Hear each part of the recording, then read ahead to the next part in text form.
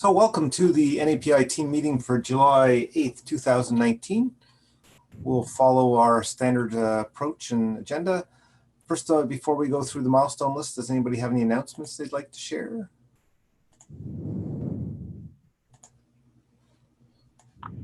If not, okay, let's move on to the list that's in Milestones. So first of all, Jim has mentioned he might have to duck out, so let's look at the ones that he's working on first. So I know one of them is the SQLite port. Yes, exactly. So, hey, I've got, oh my gosh, I've got all of the Mocha tests running except one. And the one that's failing is like got to be the most trivial one. So okay. They want it to throw an error if somebody attempts to access the class without the constructor, without a new. So okay. I've got to figure out how that was working before and why. I mean, it's trivial. It's like compared to everything else, it's trivial.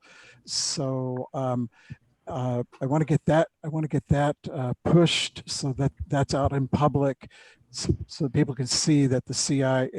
We'll run the CI on it and see how that works under, whether it works under all of the CI conditions.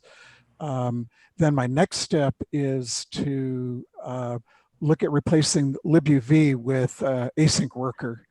And right, okay. I'm very optimistic. And if we can make that work, then I can write up an article that explains if you're using libuv just for very simple asynchronous work, here's how you can use async worker instead.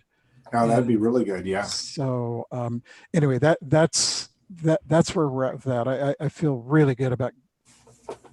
Excellent. Sounds like you're making really good progress. So yes, we'll look forward to seeing that, and yep. And then yeah. Okay, great. And then the other outstanding things I have are the Node.conf EU. I've not heard back from them. Okay. Their deadline for notifications is July 31st. Okay. And then I've also not heard from the Node.js Summit or the Node.js Interactive. I've not heard back from them. I don't know if any of you guys have heard back from them. I haven't heard anything. I did hear they were trying to get it done fairly quickly, but I submitted many and have not heard anything. So I don't think any of the notifications have gone out yet. Oh, maybe I'm confused here. Maybe the July 31st is on the Node.js Interactive, and maybe the Node.conf EU is indeterminate. Right. Yeah. So, yeah. Anyway, as soon as I hear word, I'll get word out to you guys. Yeah. Yeah. No, I don't think on either of them I haven't heard anything. So I think they're still working on it. So. Okay. All right. That's everything I have, Michael. Okay, great. We'll flip back to milestones. So NAPI feature suggestion to consider. Is length property. Yeah, okay. And I guess I still haven't really looked at it in detail yet. I don't know, Gabriel. Go ahead. Yeah. So the proposal about from Timothy is that NAPI defined class and NAPI create function need to have a parameter that represent the length of that represent the number of parameters. Is it right or not? I think so. Yes. But in this way, we need to change the signature of this function. Yeah, we could have an additional method which would add that as an option. Yeah. Oh, okay.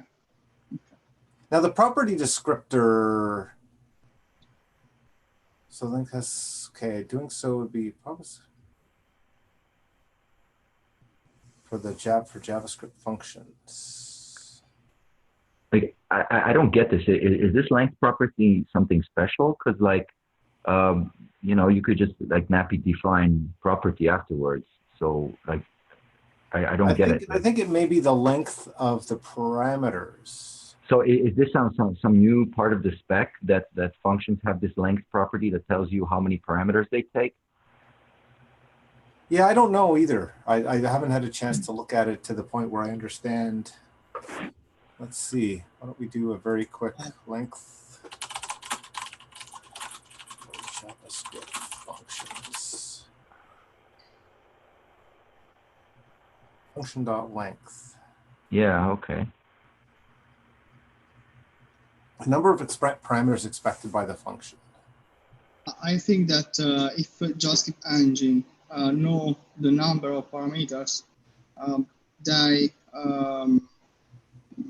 do some optimization. I Right. think. Ah, okay. Right. So that's what I was guessing, that it's basically like, because you're defining a function here, which is your constructor function, right? I guess. Yeah, in one case and a plain function in the other case.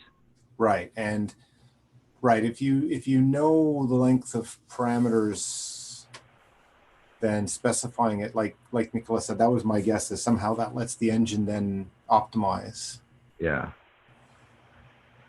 Okay, but I mean, I still don't understand why. I mean, okay, he's saying while it's possible to redefine the length property after the function class has been created, doing so could be slow and error prone. We would just be wrapping two API calls into one at that point. There's Yes. It's not really. It gives you more of a hint that it's useful in doing it. Yeah. Okay. I guess. So I'm gonna so we discussed this a bit in the last NAPI call. Yes. That the main motivation is to allow the engine to better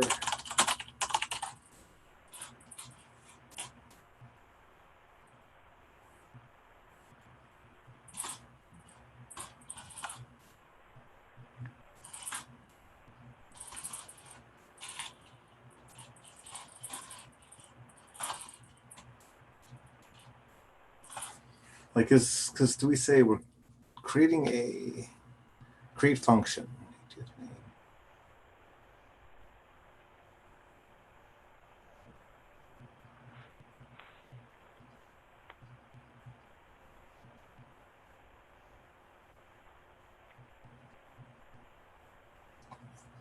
To better optimize the length party is not, because I guess today we would not have set that length property at all, right? No. We don't know. We don't know the length property. Yeah.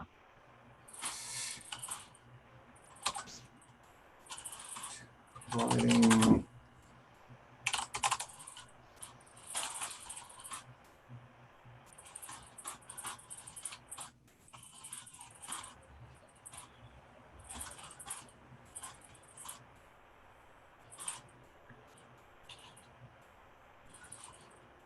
I guess this would be nappy set something, right? Yeah.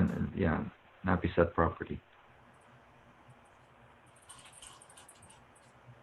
Yeah, we just I guess I'm just.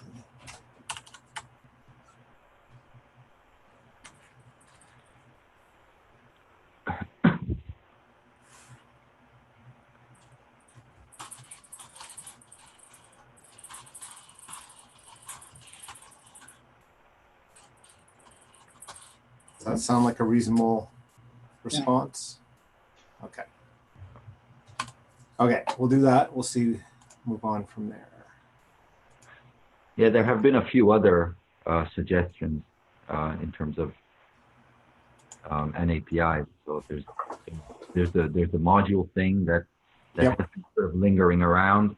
I'm happy to see that we've had some pushback from Anna as well, and from Gus regarding that. So yeah, I'm inclined to just drop that. And then there's a proposal from Anna to add something called like module data, basically. Yep.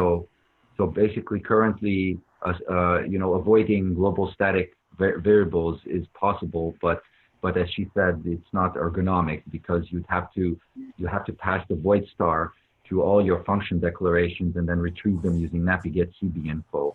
Yep. The other end. And nappy-get CB info is a fairly expensive call.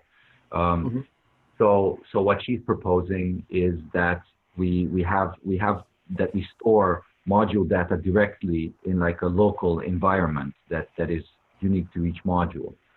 And we had a local environment before, like when we started an API, each module had its own environment. Yep. And then we switched to having a shared environment because we had object templates stored in the environment. And so the object templates had to be one for each sort of JavaScript world. Otherwise, NAPI instance obs would fail and stuff like that when they shouldn't. Mm-hmm. But now we don't have any more object templates there. So we only have we have one persistent reference to the last exception on the environment, but that's it. And right. that doesn't need to be shared. But it's right. good if it's shared because there will only ever be one, because single JavaScript environment is not multi-threaded, so there won't be multiples of those. Right. So it's good to share that. But we could use local data as well, specifically for this purpose. And so the proposal is to split the environment into two pieces.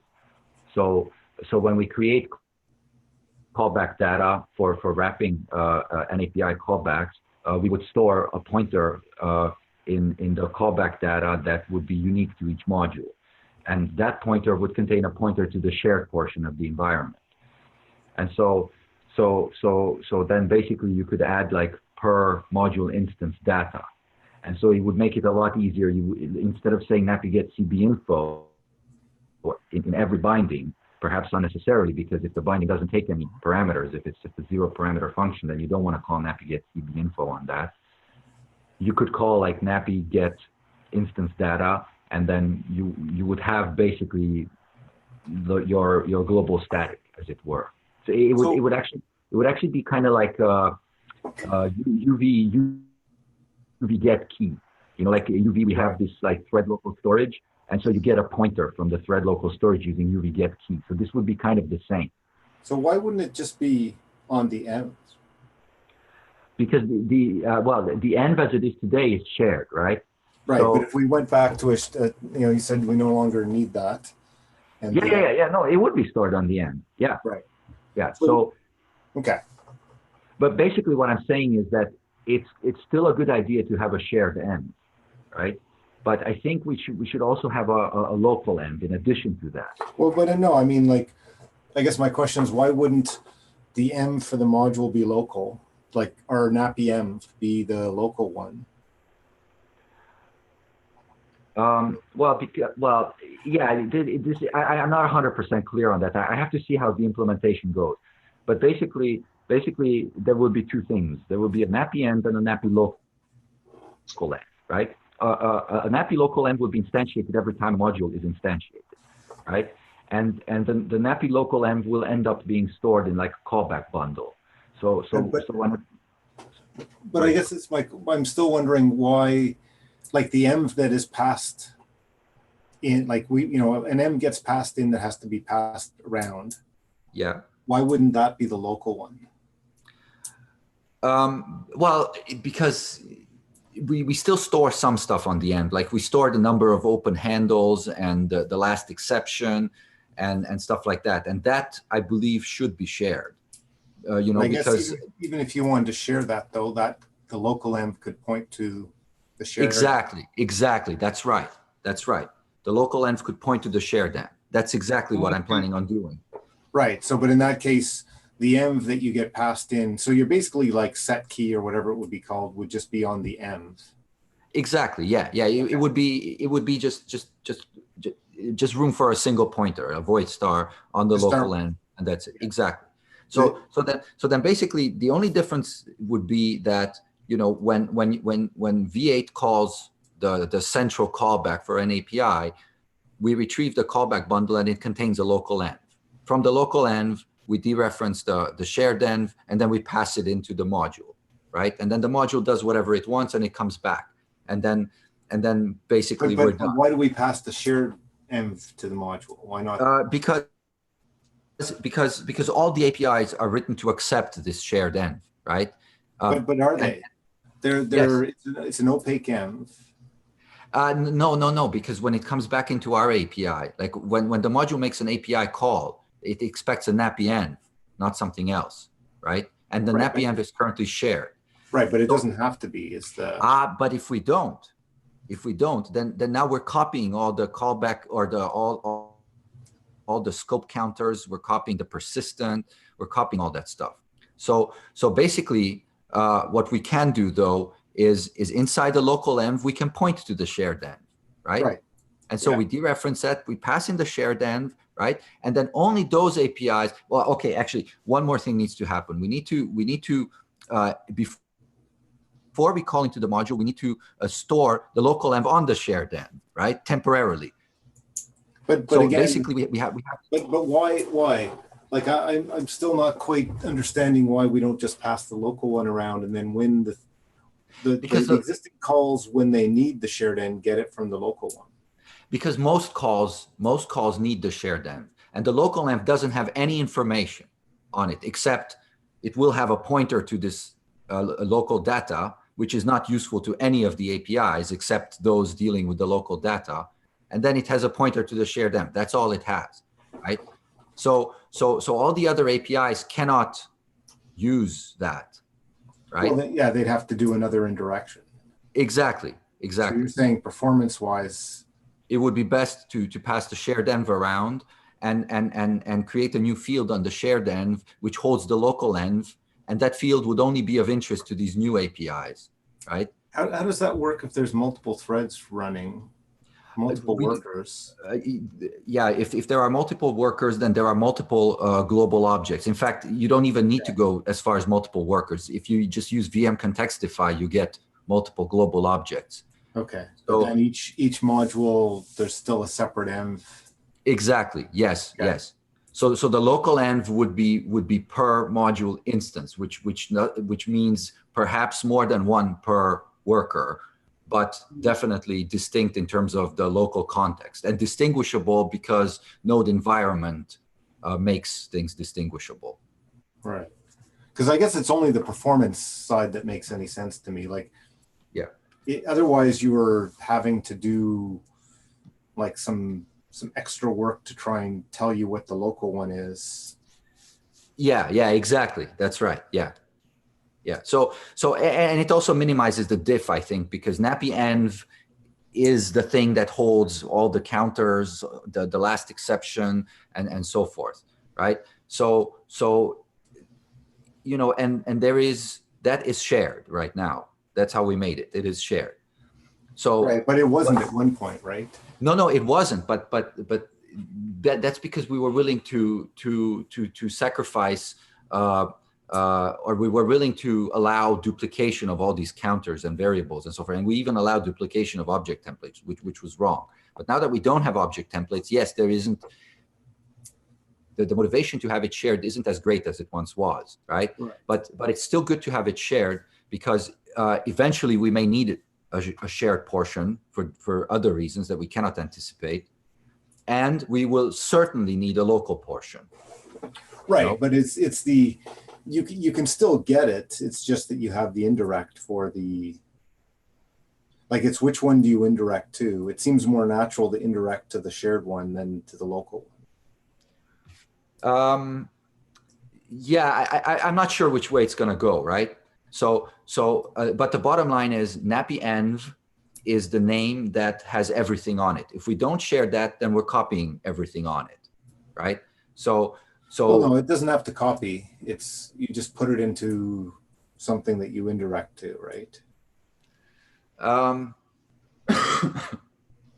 Like, you could do that. It might be a little slower, or you could copy it, like you said, or you could. Well, I mean, we could redefine nappy env to have nothing on it. Right. Right. And then the nappy local env has everything, or we call it the nappy shared env at that point. And that has everything on it. Yeah, basically I'm going to try to see both approaches. Okay. And which one, the one that results in the least amount of impact on the code is the one I'm going to go with. So I'm going to try both things. Yeah. But it's basically just a matter of nomenclature. It's either going to be a pair of nappy env, nappy local env, or a pair of nappy env and nappy shared env. And where all these counters will reside will be determined by the least impact on the code. Yeah. So, so this is one proposal.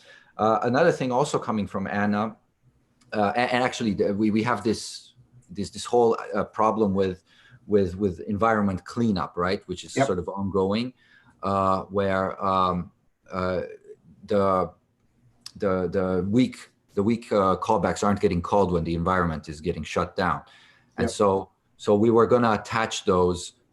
We were going to attach for each weak callback an environment cleanup handler. Yep. So there are two things going on with that. The performance is definitely one thing, and I'm still looking for a package where we can test this. And Nicolas, you suggested which one was that? Can you remind me? RocksDB. So I did that. And it turns out that neither Level Down nor RocksDB use any weak references at all at runtime. They only use bindings, which with this modification have weak references, and they are being tracked. But I commented. I answered your comment there, Michael.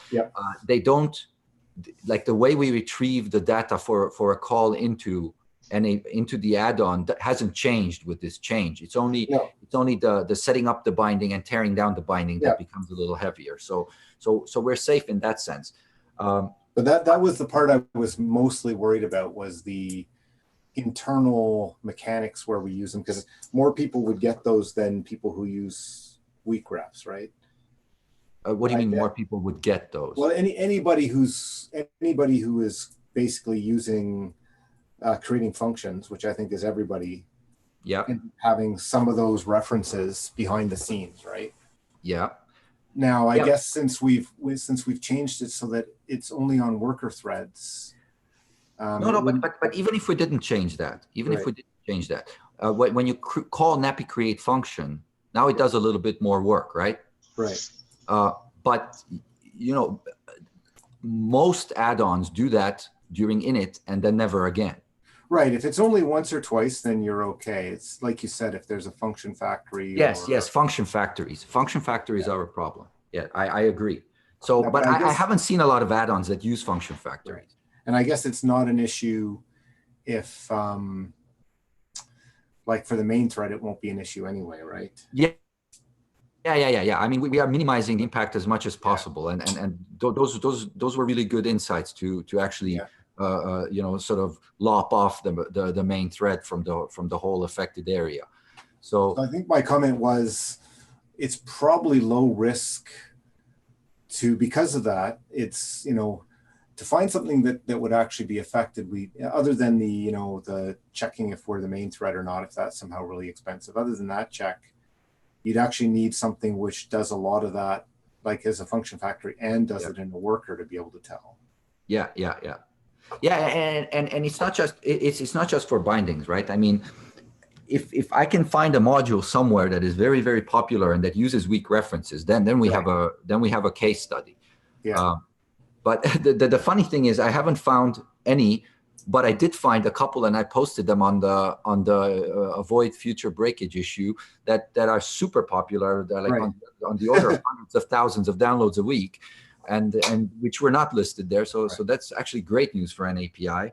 But they don't use weak references, so it didn't help me in this regard.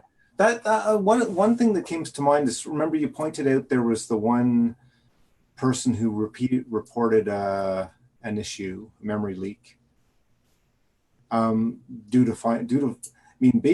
the deferred finalization. I wonder if that's one to reach out to him and try. Yes, excellent. That's a good idea. Yeah, I'll have to find that issue with the because there was a recent issue where, like, I basically, when I looked at it again, said, okay, wait a sec, we're actually doing this more often than we need to, and we basically just do a direct delete instead of a deferred delete in those cases. I think that would be a good one to try out, because obviously he had a lot of references coming and going. Yes, that's a good point. Yeah, if I can find a module in that issue, then I'll definitely, a module and a benchmarking suite for the module. Yeah, then I'll have a look at that. That's a good pointer. Yeah. So the other thing with this issue is that, and this is potentially a no-op for us, is that Anna is saying that you know, the ECMA spec nowadays defines the concept of an agent, which is basically one-to-one with like a node environment, right? So like a JavaScript world. Whereas until now the spec only concerned itself with what's in that world. Now it's beginning to concern itself with the world itself, you know. Okay.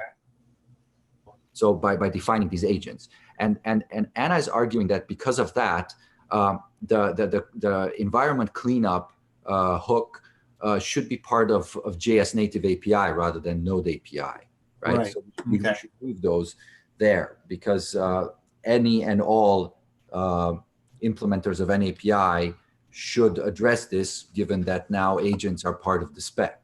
So what do agents let you do? Well, as far as I can tell, an agent is defined as basically everything that is necessary to run JavaScript. It may have more than one global and so forth. Yeah, you may want to type ECMA script spec and agent. I think it's section 8.7, if I remember correctly. What is an agent? No.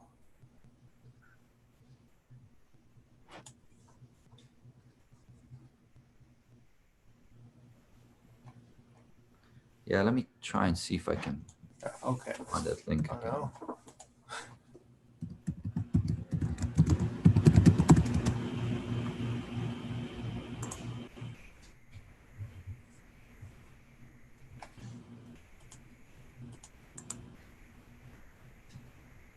Here we go, 8.7. Yeah, so section 8.7 of ECMA 262. Let me paste that. Chat. Hello, your chat. Okay, let me find the chat. There you go.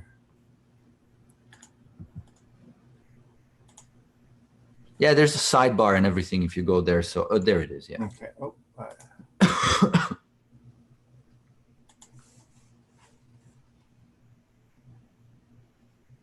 Okay, agents.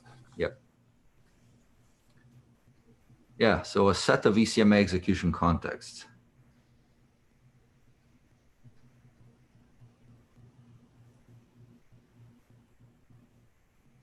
So basically the fact that it has an executing thread that puts it right on par with node environment.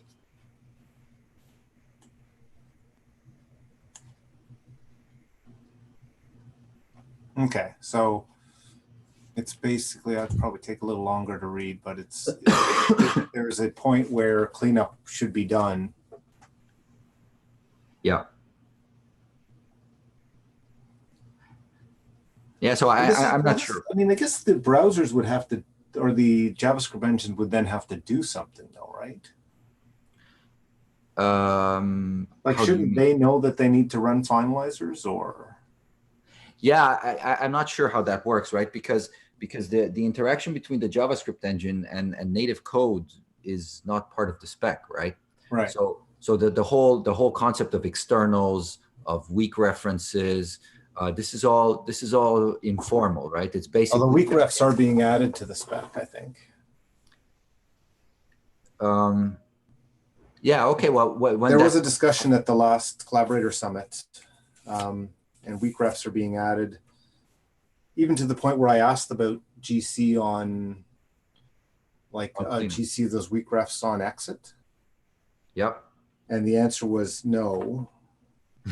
So even if they get added to the spec, we're not going to get GC. So we still have to do all this, right? Yeah. Yeah, because thinking otherwise it would be like, well, if there's an agent, it's like more, maybe it's more that we need to make the add-on look like an agent to the thread, to the worker. So when the worker look like an agent, so that when the worker finishes it, you know, it gets its cleanup. But it was that, like running finalizers on exit is quite complicated, and, you know, you're basically exiting completely. So you don't necessarily need that, right? Well, yeah. in the case of exit, right? This is a different case, right? Well, no, it's not. This is exactly exit, right? Yeah. Okay. But when you're on a worker thread, right, you're only exiting a thread. You're not exiting the Right. process. Yeah. So then notifying the native side of all these cleanups is super important. Yeah.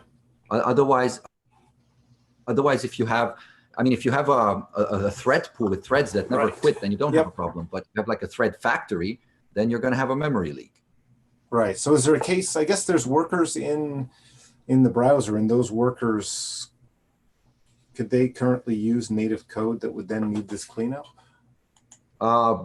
Potentially, but in a browser, all the code is under one roof and it's controlled centrally. So you know, they could have a registry of native things that they need to clean up. They could already be doing this essentially, you know.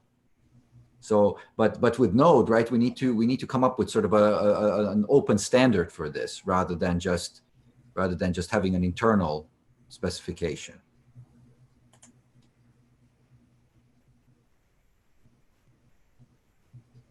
What's this? Cleanup finalization group.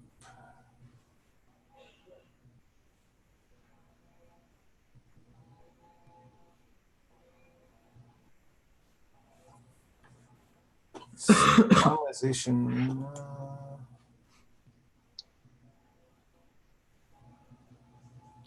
Yeah, we actually have this, and Gus's implementation of an API in JavaScript actually uses this. Right. So he needs to run Node with -- Harmony weak refs in order to obtain this. Right. I'm just wondering if it's like this. So you got the weak refs. Is this grouping somehow a way to say, hey, what is it?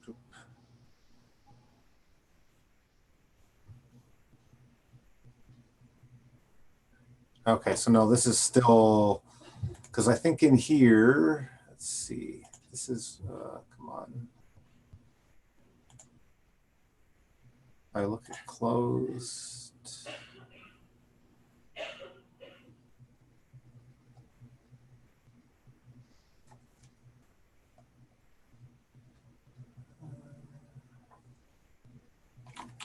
Exit. I just wanted to point you at the discussion. No.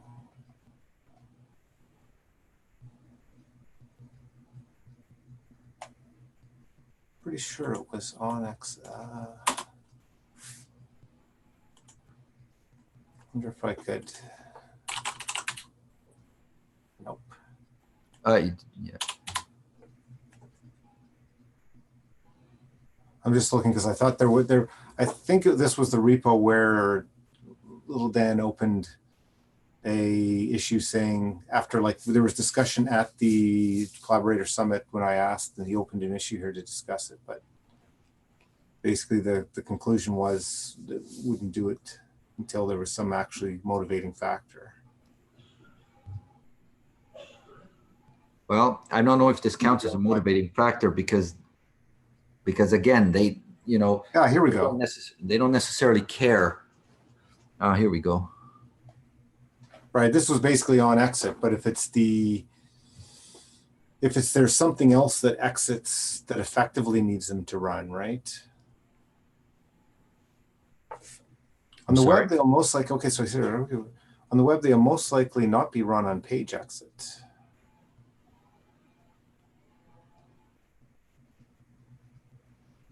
Well, and it's also like process exit.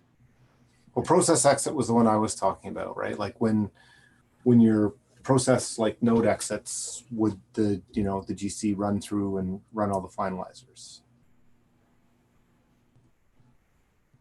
And I asked because I'm pretty sure there was an option to do that in Java. Mm-hmm.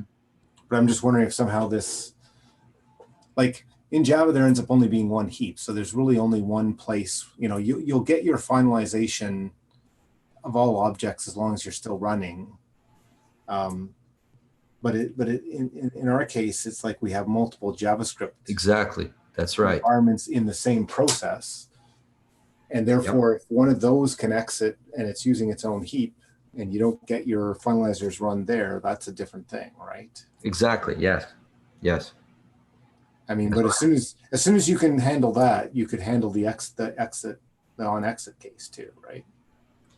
Well, yeah, but I mean, how do you handle that, right?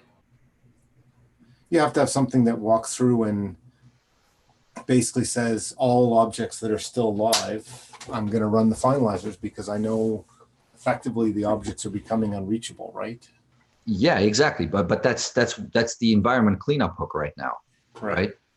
So I mean, given that there seems to be an explicit choice on the part of the spec to not run these finalizers, then if we run these finalizers because we have to, because we have this multiple heap situation going on, right? Then this is not part of the spec, right? And so where we put these cleanup handlers is just right, which is Node API rather than JS native API. Right. But in the case, it sounded like though there was a thought that the agents might run into the same problem. Exactly. Yeah. Yeah. So I mean, this issue is still open. So yeah. So maybe it's worth bring agents into the question. Yeah. Maybe you could comment on there and say, what about this situation? Yeah. Yeah. Yeah. Okay. Okay. Good. Okay. Yeah. That's sort of why I brought it up, because I thought maybe you could comment and say, hey. Okay.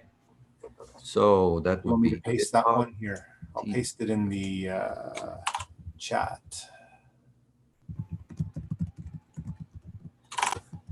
There you go. All right. Excellent. Okay, good. So, because that might help. Like if it's still clear, no, we're never going to run them there. Then it's like, okay, you know, you've got an argument for it being node specific. Or well, yeah, because like the thing is, a browser will always be controlled by a single entity, right? And no web page will ever have access to native code, right? And so, what about with WASI or WASM? No. That's a whole that is yet another heap, right? If you think about it, I mean, if you have malloc inside WASM, then that whole heap gets dumped when the page. Right. Okay. No, that's right. So it's not that it's native; it's that we've got threads. But there's worker threads in the browser too, right? They don't have their right. Content. Yeah, but all you can do inside worker threads is run JavaScript or WASM, right? So then, you know, the entire JavaScript engine is one heap. If they have some native bindings, then it's the JavaScript or it's the browser's responsibility to clean those up, right? But again, the browser is maintained by a single team of people who can all agree on a strategy. Right. Yeah. Right? Okay. The browser, like the WASI implementation could say, okay, I know this page or module is done, so I'm going to free up. Exactly. That's right. Which is kind of what we're doing in this case, right? Yeah, except we don't control the code, and we don't know what's going to happen in the finalizers. All we know is that we need to provide the means to clean this stuff up, because we're going to have a leak. Yeah. Right. So you know, our NAPI is kind of a de facto standard, and so we need to think in terms of standards rather than in terms of actually performing the work. Yeah, no, yeah, it's interesting to see where it belongs. Yeah. But yeah, okay. So yeah, I think commenting in there and understanding page pushes it one way or the other makes sense. Yeah. Yeah, so that was these were some of the proposals that are on the table that I'm aware of. Yeah, I think I'd be, you know, you mentioned the module. You know, I think I'm okay unless there's somebody strongly pushing for that to leave it as it was. Yeah, like no, without landing it. Well, I'm kind of pushing for that, honestly, because I just wanted to see what other people think, but I think the consensus is that it is not really a normal thing to do to expose a native add-on directly. It is supposed to be fronted by a JavaScript module, you know? So, you know, and as far as I can tell, you know, 99.99999% of the time it is fronted by a JavaScript module. So if it's not, then, well, you know, please inform your users that henceforth it will be, you know? Right. So yeah, I mean, I think because because I really don't think we want to expose the module object itself. I could be convinced on a few things like the path name, but it sounds like even that is hard to sort of because do across the different module systems, right? Exactly. Yeah. So I didn't know that the module path would be an issue with the ESM. But if it is, then it makes sense to not even expose that, because then again we're forming an opinion here. Yeah.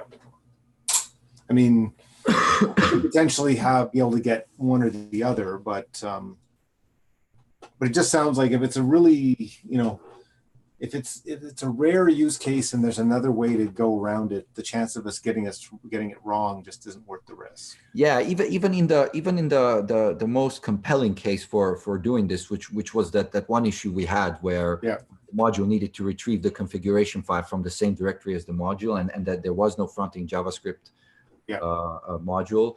Even in that case, there was a solution. Okay, it was costly, but it was there. Right. So it is possible to retrieve the path if you really want to. Yeah. So, we're talking about an ongoing project in the case of the native add-on, and so requesting buy-in from the consumers of the project to change the way they load the module. Yes, it's suboptimal, but once done, it frees you up for the rest of time, essentially, as far as we can tell. So yeah, basically, I think I'm just going to comment to that effect and close the issue. If somebody wants to reopen it, or if somebody wants to add another argument, then by all means, I mean, we can always revisit this. But I think for now, it's safe to not do it. Okay. Okay, so let's move on. We've got, I think, just a few 12 minutes left. So what should go in NEPI 5? I think you'd taken a few steps. There's a few backports going on, right? Which is the next step. Anything else to discuss on this one, or? No, I think it's pretty much all set. Once those land, there's just going to be one more round of backports, which is to just mark things as stable, and that's it, and just rearrange the if-defs for experimental. Right. Okay. So initial PRs landed. Backports in progress. Once backports land, will be one final round of PRs. Backports to mark. So basically to add version 5, right? Yes.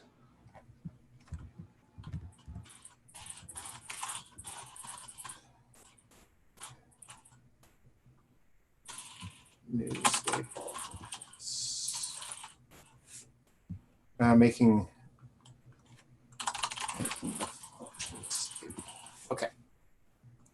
okay. Sorry, I'm just gonna. Oh, there's no back on that one. Okay. Additional async worker variants. I don't know there was anything new to report on that one. Nope. This one I saw you mark the few modules that are using NEPI, which was good data. Yeah, I was happy to see that. I mean, Luigi Pinca has two of them that are super popular, and they're both using an API now. Excellent. And those ones use NAPI directly or use Node add-on API? I don't remember. I saw one that was like super short. Like the whole binding was only like 15 lines or so. Yeah, okay. And that one was using Node add-on API. But I think the other ones are using an API directly. Okay, because I just from the download counts, like I think on Node add-on API we have something like 270,000. So I was thinking these numbers might, at least some of them, like the 206, might not include that. Yeah. No, they are distinct to some extent. Okay, so that's good. And we already talked about the SQLite port. I don't think there's any other major new issues raised. The repo. Not that I'm aware of. I haven't checked recently, but think there's a few PRs in Node add-on API that are ready to land. Yeah, I was trying to land some of them, but I was having trouble with the CI. So I need to ask, like, we have this node test node add-on API -new. Am I supposed to use that, or can I go back to using the old one? The old one, no. So the new one is the one to use. Okay. And what problems were you having? Because it ought to be working. Yeah. Okay. Well, this was not recently, so it may have been fixed since. Yes. Yeah. So one thing I noticed was that when I was submitting jobs in quick succession for different PRs, it seemed to be building the code for an old I submitted the code for the thread safe function, and then when I submitted the code for something else, it was still failing with messages from the thread safe function. I mean, maybe I read it wrong, but that's what it looked like.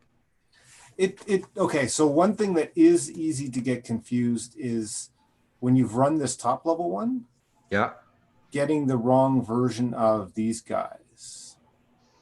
Like, I actually never run this because I don't know how to run this job for a particular PR. Like, how do you run this for a particular PR? It doesn't have that configuration stuff. Yeah. Okay. Well, that could be. It's probably not set up to do that. Yeah, so I always just run like the jobs for. Right. Okay. So you ran you just ran these guys. Yeah.